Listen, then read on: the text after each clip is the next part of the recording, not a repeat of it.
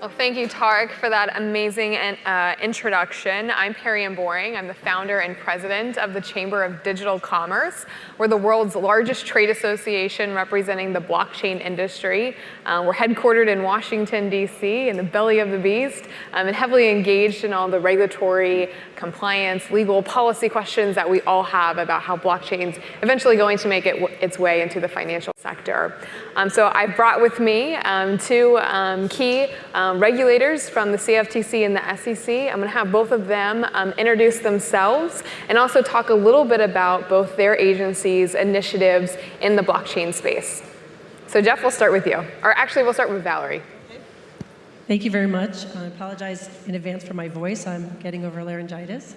And I have to say that the views I express here today are my own and not necessarily those of my agency or any commissioner in the commission. So I kind of wear two hats at the SEC. The first is I'm an assistant director in the Division of Enforcement. And so I supervise investigations and prosecutions of federal securities laws. I also am the head of the Distributed Ledger Technology Working Group, which has been around since about 2013. It started off as the Digital Currency Working Group and has morphed a bit and expanded. Right now, the group really focuses on DLT and new technologies, how those technologies are touching the space of the SEC, and the impact of the federal securities laws on any applications to those technologies. The group has members across the divisions and offices, and really we try to internally coordinate our efforts, and we try to reach out to other regulators, to law enforcement, to academics, and to industry. What we want to do is try to understand the technology, and where we don't want to stifle innovation, we want to embrace innovation that's good for investors and for the markets. We also are very cognizant of one of our core missions, which is to protect investors and to ensure fair in markets that are fairness and integrity. And so the DLT, I'll say, touches upon the commission in various ways. I can just briefly go into that. We have various divisions and offices. For example, our Division of Corporation Finance looks at any new offerings that might involve distributed ledger technology. And if those offerings come in the form of a registration statement, the division will review those and make sure that there's full and adequate disclosure of the issuer, the securities, the offering, including any risks that are inherent in the offering. And so they have been looking at a couple that have been public. For example, there was a registrant who filed a registration statement to issue digital securities, and that registration statement went effective in December 2015. There have been others.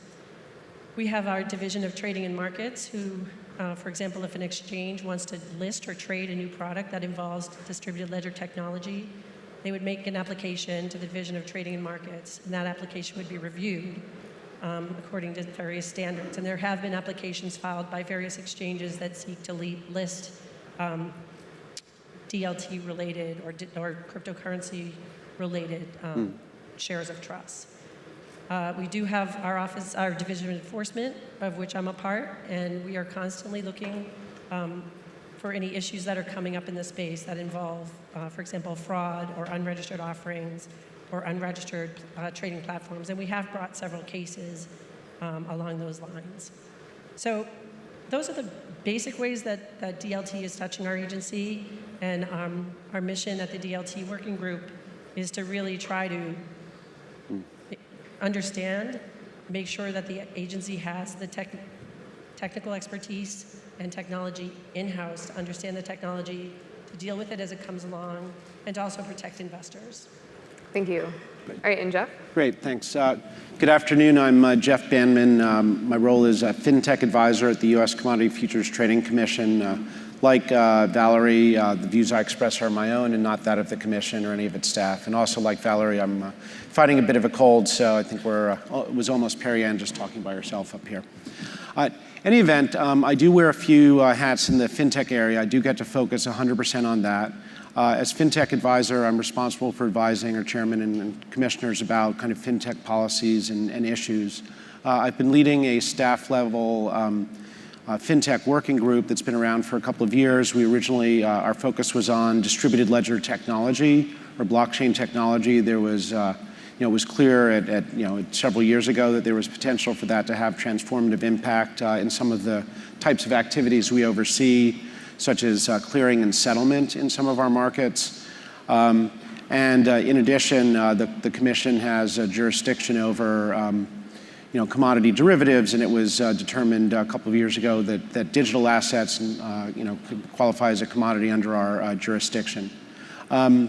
In addition, I have the pleasure to be founding director of the CFTC's new fintech initiative. It's something called Lab CFTC, and this is something we're very excited about. Lab CFTC is something that we launched just last week, and the focus of Lab CFTC is to promote innovation. It's actually live on our website, and you can easily click on there and contact the agency if you want to know more about it. And really the goal of Lab CFTC is to engage in a really tangible and direct way with innovators and to make it easy for them to contact us so that in this new era of tremendous technological innovation, we're closer to that. And many of our rules were written for sort of an analog era, and we are looking to be kind of a regulator that's equipped for the digital age. And so we think Lab CFTC is really a very important offering for us to enable us to engage with innovators like yourselves and be able to do that. Well, thank you very much, Jeff, for sharing your new initiative, Lab CFTC, with us here at Consensus. I know we've had a number of members. They're very interested in what the lab is. So for companies who are interested in engaging, how do they participate in the lab? Yeah, thanks, Perry-Ann. It's great. So the lab, you can think of it as having kind of two primary channels. So there's a lot of ways for innovators to engage with us. The first, there's a component that we call GuidePoint, but it's effectively an additional channel for innovators who might have an offering, a product, a service, an activity that's in the space that we regulate or might not know whether or not it is. And it's a way for them to contact us more easily without needing to hire an army of lawyers and compliance people and government relations people, an additional channel for them to engage with CFTC staff, understand how our regulatory framework works. They may find themselves saving time and money by avoiding going down some rabbit holes that don't make any sense for them. The other part of Lab CFTC is something that we're also very excited about. We refer to that as CFTC 2.0. And I think, speaking to a room full of technologists and technology innovators, I think you can all very easily understand, our vision, which is that, kind of our experience has been CFTC 1.0, and we have the opportunity to work through technology and to leverage these exciting technologies to understand their capabilities better as we look towards strengthening the agency. And so for innovators who either may have offerings in our space and wish to engage with us that way, or for innovators who think there are technologies that may help us as regulators do our job in a better way, we would love to hear from you, and just reach out to us via our website. It's easy to contact us, and we'd love to follow up with calls, meetings, and demos, and so on. Well, it's certainly great to have two of the key regulators here who are saying, we want to learn more about this. Please come meet with us. We're trying to get, roll up our sleeves and better understand this technology so we can approach it better as a regulator. However, for a lot of companies in this space, many are startups. They're smaller companies. They don't have multi-million-dollar government affairs budgets. There's a lot of different stakeholders in the regulatory community. We have the CFTC, the SEC. You have the bank regulators between the FDIC, the OCC, the Federal Reserve. You have the IRS. You have FinCEN, OFAC. I mean, name your acronym. We have it. And I would argue that it's putting the United States at a disadvantage because we have this fragmented regulatory approach for small companies who may not really know where to start or how to navigate it. May just go overseas to a more consolidated regulatory environment. So I would love for you all to comment on, where do you start? If you're a company in this space, you're a startup, you have limited funding, how do you navigate the regulatory seas of Washington? Yeah. I agree with you. It is a bit of an alphabet soup. But I think one thing to keep in mind is that we don't regulate technology, we regulate activities.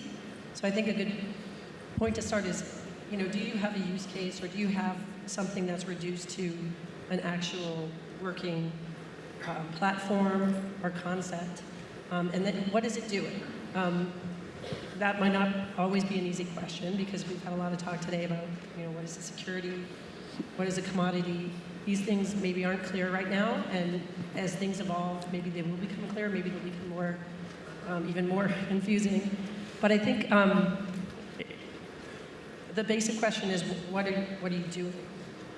If you're exchanging currencies, you may have to go to FinCEN or the Treasury.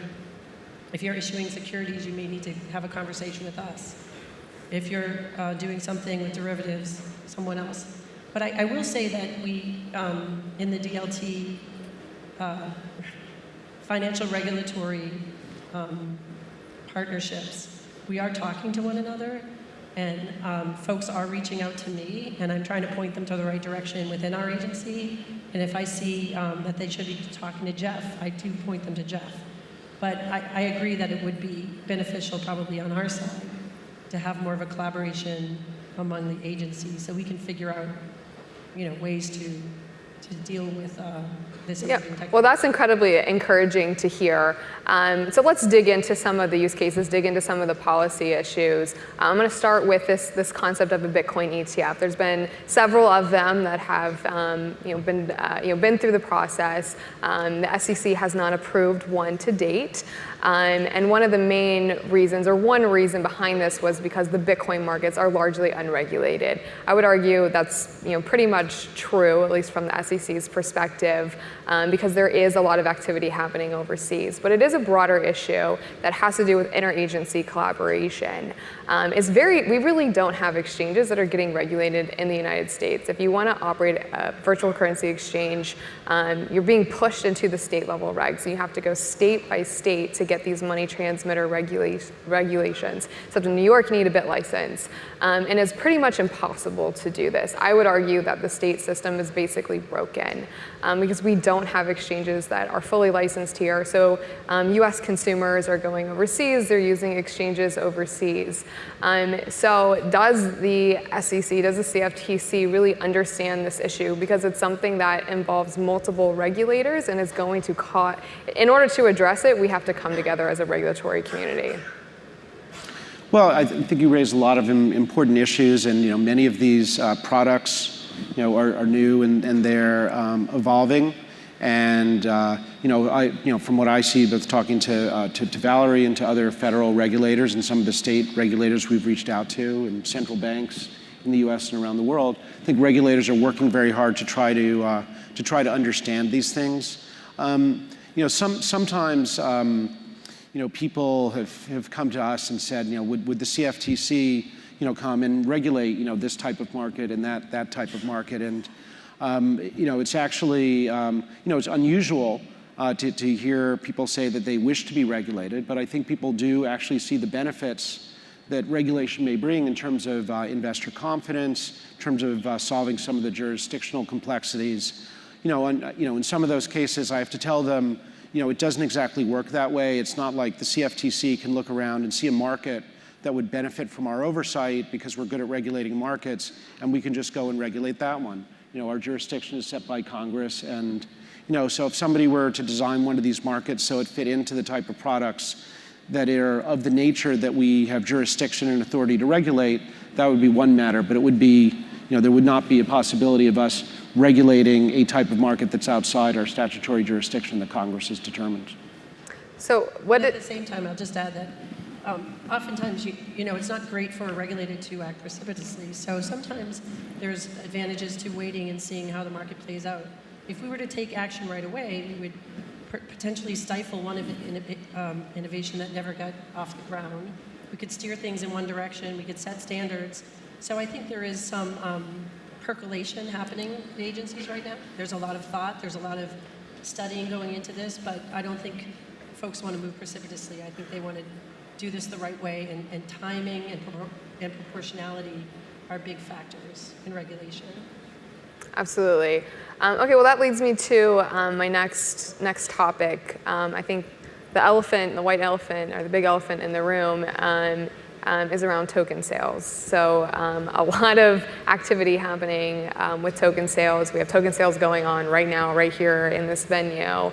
And some of the teams behind these projects are choosing to remain anonymous because for fear that the SEC may come after them. So how do we balance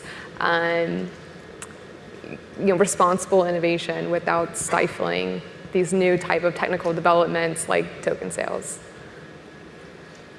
I guess I'll take that one. So one of the SEC's core missions is, of course, to facilitate capital raising. But we have to balance that with the other core missions, which are to ensure that the markets are fair and equitable and orderly, and also to protect investors. I can't sit up here today and tell anyone anything about any particular token. That's not the kind of guidance that I can give. But I will say that whether or not something is a security is a facts and circumstances-based test. It always has been. It's not always easy. And I know that these token sales or ICOs, whatever it is, the DLT mechanism for raising capital, I think you really have to pick each one apart and figure out what are the rights and obligations created by the coin, what are the economic realities, what are the expectations of the parties, what does the white paper say, and how do these things actually work, and what are their features, their key features. And I think you need to overlie the basic test that we have for whether or not something's a security. I think there was a panel yesterday that went over the Howey test and did a great job kind of explaining what it was.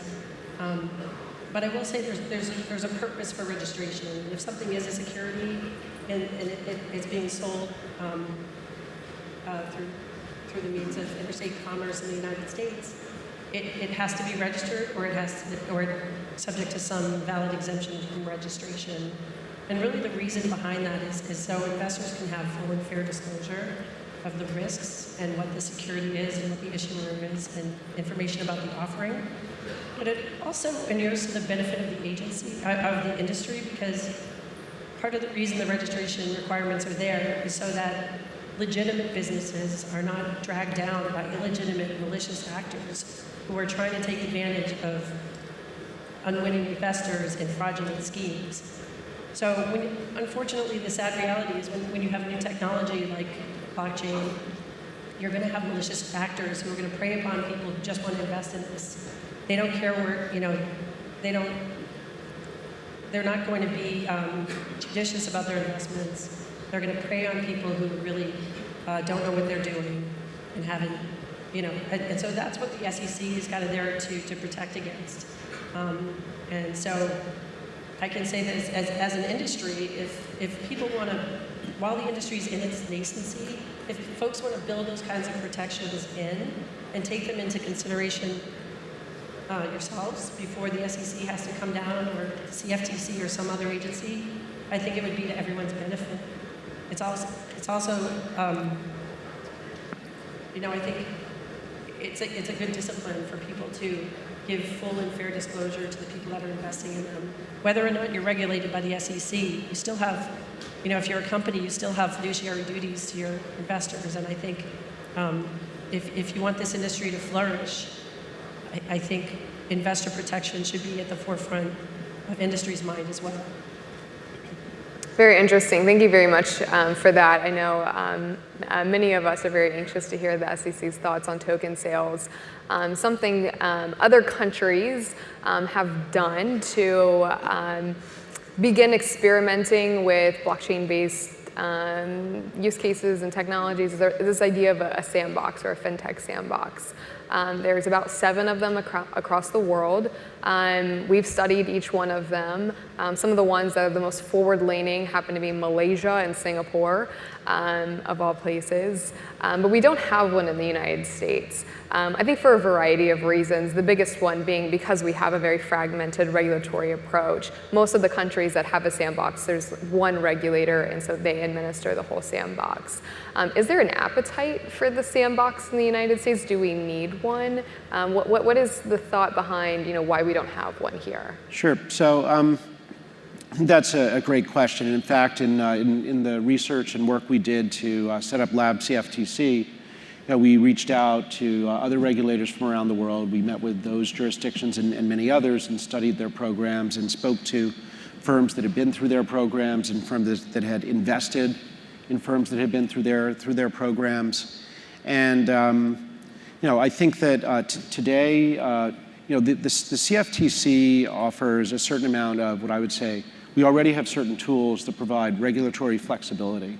That we can sort of tailor individualized relief, and in certain circumstances, other firms can rely on those. So we have tools like no action letters, exemptive relief.